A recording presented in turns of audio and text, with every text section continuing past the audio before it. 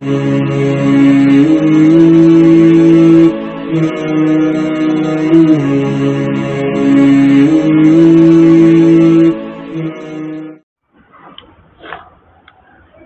للہ وحدہ والصلاة والسلام علی من لا نبی بعدہ اما بعد اعوذ باللہ من الشیطان الرجیم بسم اللہ الرحمن الرحیم واتبعوا ما تتلو الشیاطین علی ملک سلیمان وما كفر سلیمان ولكن الشیاطین كفروا يعلمون الناس السحر وما انزل على الملكين ببابل هاروت وماروت وما يعلمان من احد حتى يقولا انما نحن فتنة فلا تكفر فيتعلمون منهما ما يفرقون به بين المرء وزوجه وما هم بضارين به من احد الا باذن الله ويتعلمون ما يضرهم ولا ينفعهم وَلَقَدْ عَلِمُوا لَمَنِ اشْتَرَاهُ مَا لَهُ فِي الْآخِرَةِ مِنْ خَلَاقٍ وَلَبِئْسَ مَا شَرَوْا بِهِ أَنفُسَهُمْ لَوْ كَانُوا يَعْلَمُونَ صدق اللہ العظیم۔ یہ سورۃ البقرہ کی آیت نمبر 102 ہے۔ اس آیت کے اندر حضرت سلیمان علیہ السلام کا آسمان سے اتارے ہوئے 2 فرشتے ہاروت اور ماروت کا، جنات کا، یہودی قوم کا اور جادو ٹونے ٹوٹکے کا ذکر ہے۔ اب ایک آیت کے اندر مضامین اتنے زیادہ ہیں تو میں کوشش کروں گا کہ ہر ایک مضمون کو آپ لوگوں کے سامنے وضاحت کے ساتھ بیان کروں اور ان تمام مضامین کے جو الگ الگ احکامات ہیں ان کو بھی آپ کے سامنے کھول کھول کے بیان کروں۔ اب اگر اس میں کچھ دن لگ جائیں تو کوئی حرج کی بات نہیں، لیکن قرآن کے پیغام کو پورا سمجھیں گے انشاءاللہ۔ اللہ پاک مجھ کو صحیح کہنے کی، ہم سب کو اس پر عمل کرنے کی توفیق عطا فرمائے۔ اللہ تعالیٰ فرماتا ہے وَاتَّبَعُوا مَا تَتْلُو الشَّيَاطِينُ عَلَى مُلْكِ سُلَيْمَانَ، اور پیچھے ہو گئے اس علم کے جو پڑھتے تھے شیطان یعنی کہ جنات سلیمان علیہ السلام کے پیچھے، سلیمان علیہ السلام کی بادشاہت کے وقت۔ یہودیوں نے جنات سے جادو کا علم سیکھنے کے لیے ان کی خوشامد شروع کر دی۔ آپ جانتے ہیں کہ سلیمان علیہ السلام کے دور میں ان کو نبوت کے ساتھ ساتھ اللہ تعالیٰ نے بڑی بادشاہت سے بھی نوازا تھا۔ انسانوں، جناتوں، ہواؤں اور جتنے بھی جاندار تھے سب کے اوپر ان کی بادشاہت تھی، حتیٰ کہ حتیٰ کہ جنات بھی ان کے غلام ہوا کرتے تھے اور پرندے اور جانور وغیرہ بھی وہ ان سے ہم غلام ہوا کرتے تھے۔ تو یہ جو جنات تھے ان کا ایک کام یہ بھی تھا کہ یہ جادو وغیرہ کرتے تھے اور لوگوں کو سکھاتے تھے۔ یہودیوں نے کیا کیا، ان جنات سے اس جادو کا علم سیکھنا شروع کر دیا۔ ایک تو ان کی غلطی یہ کہ ان کے پاس آسمانی کتاب موجود تھی، تورات موجود تھی، اس کو چھوڑ کر جادو کو سیکھنے لگے اور جادو کے زور پر دنیا کی تمام چیزیں حاصل کرنے کا شوق پیدا ہو گیا۔ دوسرا اللہ تعالیٰ آگے فرماتا ہے وما کفر سلیمان، اور سلیمان نے کفر نہیں کیا۔ سلیمان کافر نہیں ہے، سلیمان علیہ السلام کافر نہیں ہے۔ اب کسی نبی کی شان میں یہ کہنا کہ یہ نبی ہے اور یہ کافر نہیں ہے کیسا لگے گا؟ نہیں، آپ مجھے بتائیں، میں آپ لوگوں سے مؤذن صاحب کو ملواؤں، بھئی یہ ہمارے مؤذن صاحب ہیں اور میرے کو یہ کافر نہیں ہے، ان کو اچھا لگے گا سن کے؟ ٹھیک ہے کافر نہیں ہے، بات تو سچ ہے، لیکن اگر کسی کے بارے میں یہ کہا جائے یہ ہمارے عطاء الرحمن بھائی ہیں اور یہ کافر نہیں ہے تو یہ کہیں گے یار مفتی صاحب یہ کون سا انٹروڈکشن تھا کہ یہ کافر نہیں ہے؟ وہ تو ٹھیک ہے، سب کو پتہ ہے کافر نہیں ہوں، لیکن اس کا کیا مطلب ہے کہ آپ مجھے کافر نہیں ہے کیوں کہہ رہے ہیں؟ تو سلیمان علیہ السلام پیغمبر ہے اور نبیوں سے تو ویسے ہی کوتاہی نہیں ہو سکتی۔ نبیوں کو نبوت ملنے سے پہلے بھی اللہ تعالیٰ ان چیزوں سے محفوظ رکھتا ہے، تو اللہ تعالیٰ کو ایک پیغمبر کے بارے میں یہ کہنے کی کیوں ضرورت پڑ گئی کہ یہ کافر نہیں ہے؟ بات دراصل یہ ہے کہ یہودیوں میں یہ بات مشہور تھی کہ سلیمان علیہ السلام کی جو حکومت تھی معاذ اللہ وہ جادو کے زور پر تھی، اور جادو اس کو نبی کریم صلی اللہ علیہ وسلم نے کفر قرار دیا ہے کہ جو کچھ جادو کرتا ہے، جادو سیکھتا ہے، کافر ہو جاتا ہے، دائرہ اسلام سے نکل جاتا ہے۔ اگر اس کی بیوی ہو تو نکاح بھی ٹوٹ جاتا ہے، بیوی اس پر ہمیشہ کے لیے حرام ہو جاتی ہے۔ تو اگر سلیمان علیہ السلام نے تمہارے مطابق جادو کیا تو اس کا مطلب انہوں نے کیا کیا؟ کفر کیا۔ اور اللہ تعالیٰ اس لیے کہہ رہا ہے وما کفر سلیمان، سلیمان نے کفر نہیں کیا، سلیمان نے جادو نہیں کیا، جو کچھ ان کو تھا اللہ تعالیٰ کی عطا تھی. تمہارے بقول وہ جادو نہیں تھا، نبوت تھی، معجزات تھے، اللہ تعالیٰ کی طرف سے ان کو خاص فضیلت دی گئی. ہر نبی کو اللہ تعالیٰ نے خاص فضیلت دی ہے، یاد رکھیے گا. جیسے موسیٰ علیہ السلام کی فضیلت یہ ہے کہ زمین پر رہ کر انہوں نے اللہ تعالیٰ سے ہم کلامی کی. زمین پر رہ کر اللہ تعالیٰ سے ہم کلامی صرف موسیٰ علیہ السلام نے کی، کسی اور نبی نے نہیں کی. پیغمبر حضرت محمد رسول اللہ صلی اللہ علیہ وسلم نے بھی نہیں کی. یہ ان کی خصوصیت ہے.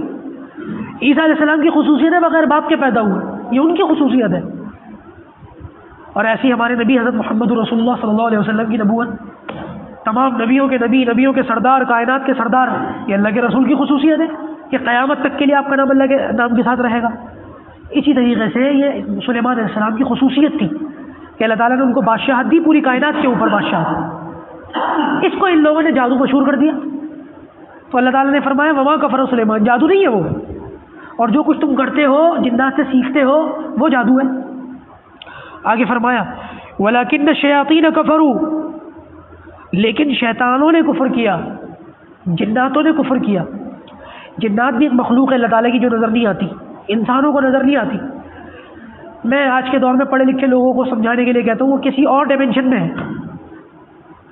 جانوروں کو نظر آ جاتے ہیں، کتوں کو نظر آ جاتے ہیں، ٹھیک ہے نا، انسانوں کو نظر نہیں آتے.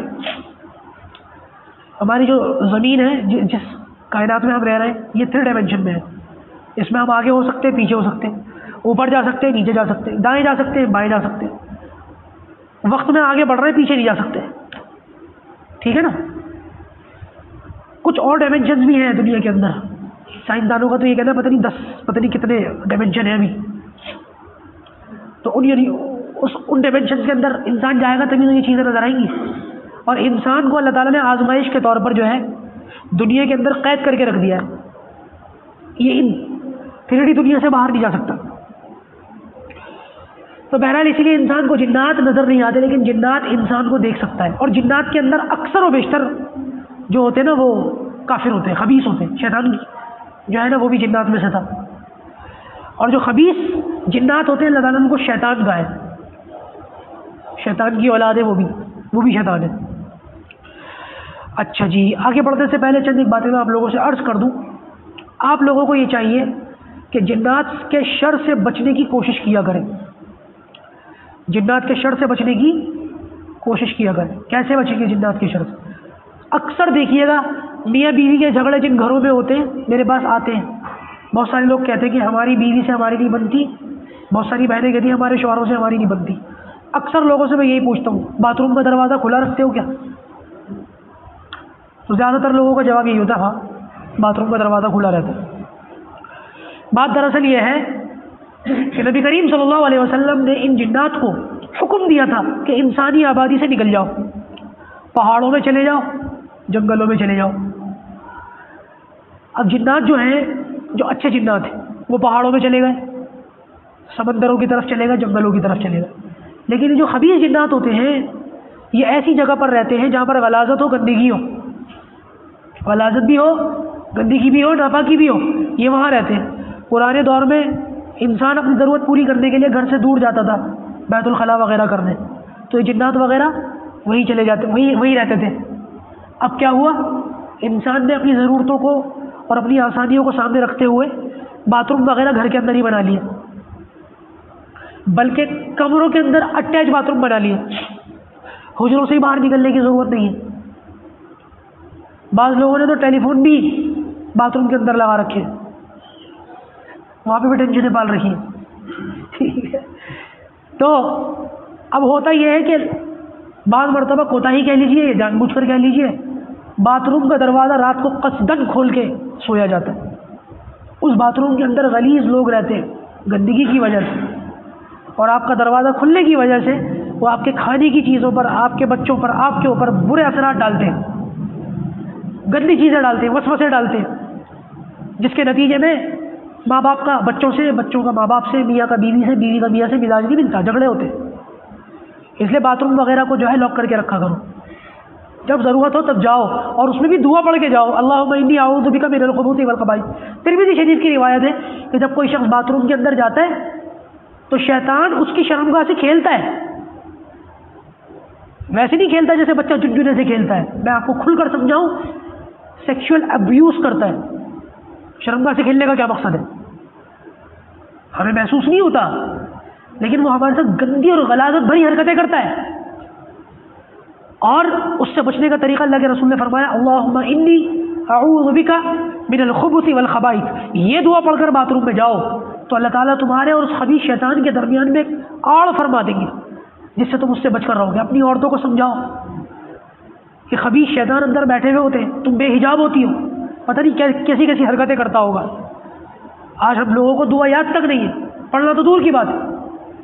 یہ بچے بیٹھے ہوئے پیچھے دوپہر کو پڑھنے آتے ہیں میرے پاس, تو میں ان بچوں سے کہتا ہوں بیٹا جو دعائیں یاد کیا کرو گھر جا کے گھر پہ بتایا کرو. پتہ نہیں بتاتے.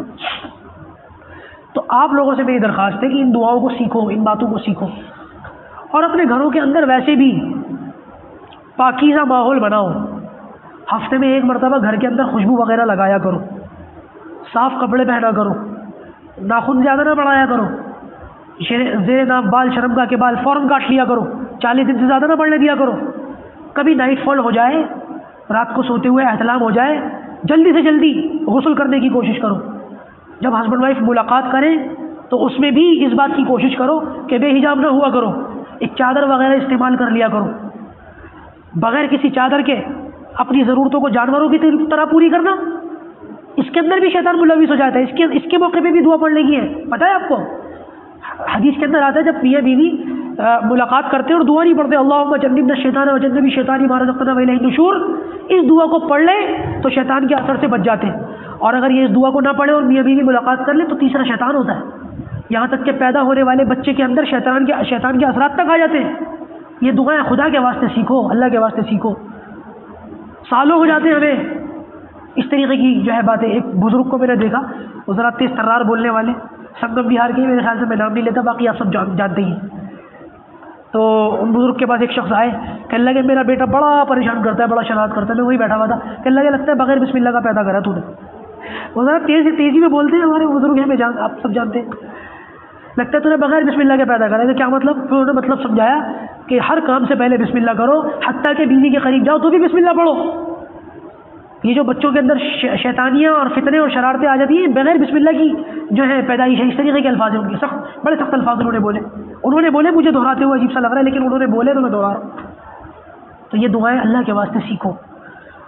اور انشاءاللہ عز و جل اس اتوار سے یہ جو آ رہا ہے پرسوں ترسوں, اس اتوار سے عشاء کی نماز کے بعد آپ لوگوں کے لیے, بچوں کو تو ہم پڑھاتے رہتے ہیں, آپ لوگوں کے لیے قرآن کلاس کا آغاز کیا جا رہا ہے. ہفتے میں ایک دن عشاء کی نماز کے بعد صرف اتوار کو 15 منٹ کی ایک کلاس ہے. اب میں دیکھتا ہوں کہ آپ لوگ جو علماء کے تعلق سے بہت حساس رہتے ہو, مولوی ایسے, میں دیکھنا چاہتا ہوں کہ آپ لوگوں کے اندر دین سیکھنے کا کتنا جذبہ ہے. پتہ تو چلے ذرا کون کتنے پانی میں. اب جب میں اعلان کر رہا ہوں کہ دین سکھایا جائے گا, پڑھایا جائے گا, اور فری آف کاسٹ فی سبیل اللہ انشاءاللہ پڑھایا سکھایا جائے گا, اور تم لوگوں کے پاس ہفتے میں اگر 15 منٹ بھی نہ ہو, میں سمجھ جاؤں گا IPL دیکھ رہے ہوں, میں سمجھ جاؤں گا یہاں آنے کا ٹائم نہیں ہے آپ لوگوں کے پاس. مجھ سے کئی لوگوں نے کہا ہم سیکھنا چاہتے ہیں. اب میں کہہ رہا ہوں چلو میں سکھانا چاہتا ہوں, دیکھتا ہوں میں واقعی کون سیکھنا چاہتا ہے, پتہ چلے گا. تو بیٹھو گے انشاءاللہ اپنے وقت کو فارغ کر کے, یا سنڈے کو سسرال جانے کا پروگرام ہے؟ سنڈے کو سسرال جاتے ہیں نا سب لوگ, چھٹی کا دن ہوتا ہے بچوں کا, اسکول کا, ٹیوشن کا, تو چلو سسرال چلے جائیں. تو بھائی ٹھیک ہے چلے جانا, لیکن عشاء یہاں پڑھنے کی کوشش کرنا. میں نے کوئی ایڈمیشن وہ نہیں رکھا ہے کہ بھائی وہ ہم 10 لوگوں کو لیں گے, 20 لوگوں کو لیں گے. میں دیکھنا چاہتا ہوں کہ کتنے لوگ آئیں گے انشاءاللہ. کل جمعے بھی میں اعلان کروں گا انشاءاللہ عز و جل, اس سے پتہ چلے گا. اللہ پاک کہنے سننے سے زیادہ عمل کی توفیق عطا فرمائے. بہرحال شیاطین کے تعلق سے, جنات کے تعلق سے آج بات یہیں تک, اس سے آگے کی بات انشاءاللہ کل عرض کی جائے گی. الحمدللہ رب العالمین والصلاۃ والسلام